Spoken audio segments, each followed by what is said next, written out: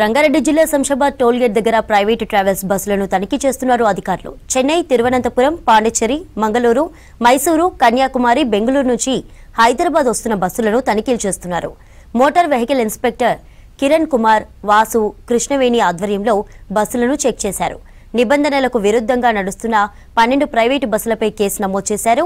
ఎక్కువ ఛార్జీలు వసూలు చేయడం, పరిమితికి మించి ప్రయాణికులను ఎక్కించడం, ట్యాక్స్ ఎగవేత, ప్రయాణికుల లిస్టు సమస్యలపై స్పెషల్ ఫోకస్ చేశారు అధికారులు.